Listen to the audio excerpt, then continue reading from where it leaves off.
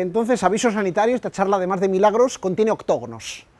Pero no solo octógonos, sino polígonos. Entonces, imaginar de una manera muy sencilla, si uno tiene un polígono cualquiera, de los lados que sea, y uno lo parte en polígonos, en subpolígonos, como uno le dé la gana, ¿de acuerdo? Ahora los recorto, los reordeno y obtengo un nuevo polígono, por ejemplo, como un tangram. El tangram obtendría lo que sea, ¿de acuerdo? Creo que todos estaremos de acuerdo en que ambos polígonos, el inicial y el final, tienen la misma área, ¿de acuerdo? Eso es lo que se llaman polígonos equidescomponibles, o figuras equidescomponibles. Bien, ahora me podría plantear si eso ocurre siempre, o por ejemplo si ocurre lo inverso. Si yo tengo dos figuras, dos polígonos con la misma área, ¿será que yo puedo recortar uno de ellos en trozos y obtener el otro? Por ejemplo. Bien, en el caso de polígonos el resultado es cierto, pero ya no es trivial, ¿de acuerdo? Creo que estaríamos más o menos de acuerdo, es relativamente fácil ver que si yo tengo un polígono A que fuera equidescomponible con uno B, y B con uno C, entonces A también sería equidescomponible con C. Entonces vamos a ver que un polígono cualquiera yo lo puedo equidescomponer en un cuadrado. La idea básica es la siguiente: yo cualquier polígono lo puedo recortar en triángulos, eso como sea, eso siempre está claro, fácil, ¿no? Ahora, un triángulo cualquiera, del tipo que sea, yo lo parto aquí por la mitad, esto lo cambio de sitio, lo pongo aquí y obtengo un paralelogramo. Un paralelogramo lo puedo convertir en un rectángulo, por ejemplo, corto aquí, esto me lo llevo a este lado y tengo un rectángulo. Y ahora el reto más difícil es convertir un rectángulo en un cuadrado, pero tampoco es especialmente complicado. Yo tengo un rectángulo cualquiera, lo pongo aquí, que tenga lados A y B, sería equidescomponible con un cuadrado de lado L, donde A por B es L cuadrado. ¿De dónde saco L? Pues muy sencillo. Si yo pinto aquí A, por ejemplo, y aquí B, y hago esta circunferencia, y pinto este triángulo, esta altura es L, el teorema de la altura, que todo el mundo conoce de la geometría elemental. A por B es L cuadrado. Entonces yo podría pintar aquí un cuadrado del lado L, ¿de acuerdo? Un cuadrado del lado L, y a partir de aquí hacer esencialmente la equidescomposición siguiente. Partimos de esta forma, y pues hay que llevar las figuritas. Si no recuerdo mal, esta lo llevamos aquí abajo, esto de aquí arriba lo llevamos aquí, y alguna cosa más hay que cambiar esto no lo llevamos aquí abajo, vamos a ver, si no me lío con las formas, esto lo llevamos aquí abajo, se está haciendo mal, lo de arriba lo llevamos aquí, bueno, hay que moverlo un poco adecuadamente, no quiero cambiar las cosas mal de sitio, esto sí que hay que llevarlo aquí, digo esto aquí abajo, entonces al final tenemos efectivamente nuestro cuadrado. Pensarlo un poquito, ¿cómo queda? Queda así fácil. Vale, ya tenemos cuadrados. Tengo mi polígono descompuesto en un montón de cuadrados. Y ahora, a partir de dos cuadrados se puede hacer también un nuevo cuadrado, utilizando el teorema de Pitágoras, de alguna manera. Si yo tengo un cuadrado del lado A y otro del lado B, sería equidescomponible, vamos a decir así. Intentaría formar un cuadrado del lado C, donde A cuadrado más B cuadrado debería ser igual a C cuadrado. El C lo obtengo por el teorema de Pitágoras. Y aquí la idea también es relativamente sencilla. El C, si colocamos aquí el A y aquí el B, por ejemplo, entonces formamos un cuadrado de esta manera.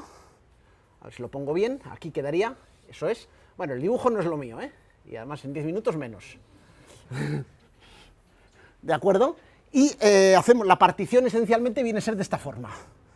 La tengo aquí dibujada, entonces esto, el 1, iría a parar el 1 aquí, sería moverlo aquí, ¿de acuerdo? Cambiarlo de sitio.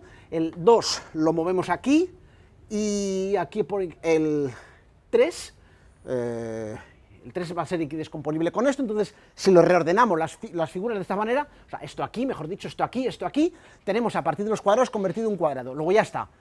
A partir de varios cuadrados podemos tener al final uno. Luego, dos polígonos cualesquiera que tengan el mismo área son equidescomponibles. Esto resulta ser un teorema que se llama de Bolyai-Gervien, que no es un teorema trivial, ni mucho menos, ¿de acuerdo?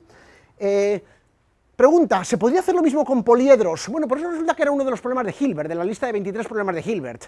Preguntaba si se podía hacer lo mismo con dos poliedros. Por ejemplo, preguntaba si se podía equidescomponer una pirámide en un cubo, que tuviera el mismo volumen.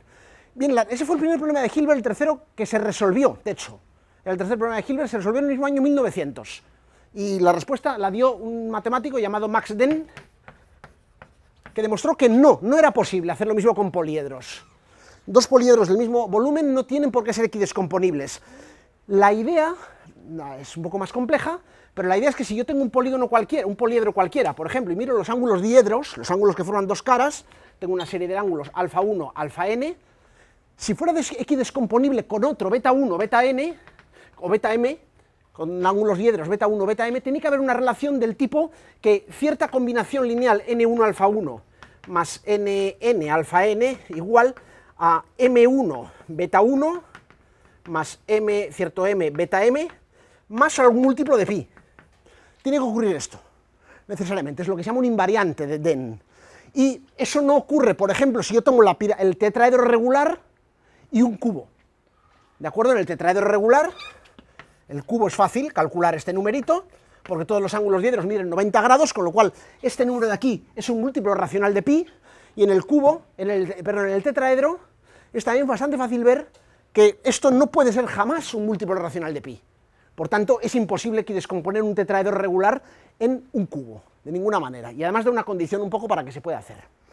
Vale, ya hemos descompuesto polígonos. Si nos vamos a otras figuras más complicadas, y aquí es donde empiezan a venir las maravillas, ¿de acuerdo? Entonces, ¿qué pasa? Bueno, pues hay un resultado famoso, conocido como paradoja de Banach-Tarski,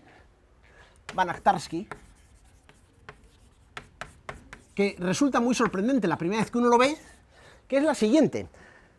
Dice que si yo tengo una esfera sólida, una bola, en 3 dimensiones, algo pasa en la dimensión 3 que no pasaba en la dimensión 2, ¿de acuerdo? Si yo tengo una esfera sólida en 2 dimensiones, existe una partición de la bola, vamos a llamarla B, existe una partición en una cantidad finita de trozos, vamos a llamarlo 1 a R, donde estos son trozos disjuntos, partes disjuntas, existe alguna descomposición en una cantidad finita de partes disjuntas, de tal manera que esas partes, si yo las recompongo adecuadamente, obtengo 2 bolas del mismo tamaño.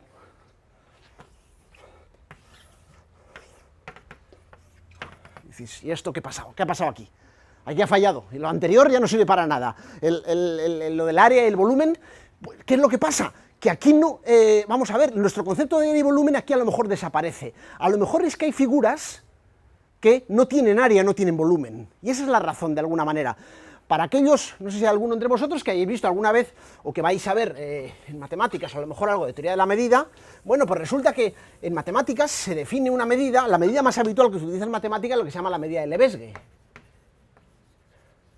La medida de Lebesgue, esencialmente, vamos a decir, es una medida, intentamos aplicarla a la mayor parte de los conjuntos que podamos de nRn, ¿de acuerdo? Y esencialmente es una manera de asignar un número que verifique una serie de propiedades, que el número, el valor que damos al poliedro, al cubo unidad, mejor dicho, sea 1, que la medida de una unión disjunta numerable, supongamos que estos sean numerables y disjuntos, sea la suma de las medidas, ¿de acuerdo? Y que si yo traslado un objeto, tenga la misma medida, ¿de acuerdo? Bueno, resulta que, de alguna manera, la medida de Lebesgue no puede aplicarse a todos los subconjuntos de Rn. Es imposible obtener una medida de Lebesgue, una medida que se aplique a cualquier subconjunto de Rn. Hay una construcción clásica en teoría de la medida, que, bueno, es más o menos complicada, que es lo que se llama el conjunto de Vitali, que se demuestra, es un subconjunto de 0, 1, que uno demuestra que no se puede medir con este criterio. ¿Y si relajásemos la condición y pusiésemos aquí una cantidad finita? Una cantidad finita. Bueno, pues Banach-Tarski, la esencia lo que me demuestra es que tampoco existe. ¿De acuerdo? Si existiese algo que se pudiese aplicar a todos los conjuntos de R3 y que verificase que la medida de la unión finita fuera la suma de las medidas, esto no podría ocurrir nunca. ¿De acuerdo? Curiosamente, también, para aquellos interesados y que vais a ver alguna asignatura de funcional alguna vez, esto ocurre, sí que existe una especie de medida finita en R y en R2, pero son consecuencias de un teorema duro que se llama el teorema de Hahn-Banach, la existencia de esas medidas. Entonces, acabamos de hacer un milagro, acabamos de descomponer las bolas. De hecho, el resultado es más general. El resultado nos viene a decir que, es un resultado técnico y muy pesado, reposa sobre un resultado de matemáticas que he conocido como el axioma de elección, y viene a decir que si yo tengo realmente cualquier conjunto conexo con interior no vacío, yo le puedo duplicar de alguna manera, es decir, puedo descomponer una cantidad finita de trozos y obtener dos, o que si tengo una arveja, ¿de acuerdo?, y la descompongo, y existe una descomposición en una cantidad finita de trozos, los cuales recompuestos puedo formar el Sol. Entonces, o bien hemos hecho un milagro, o bien es que no entendemos del todo bien las matemáticas, entonces hay que profundizar un poquito, realmente es un resultado muy profundo de matemáticas este, y aquí lo dejo, gracias.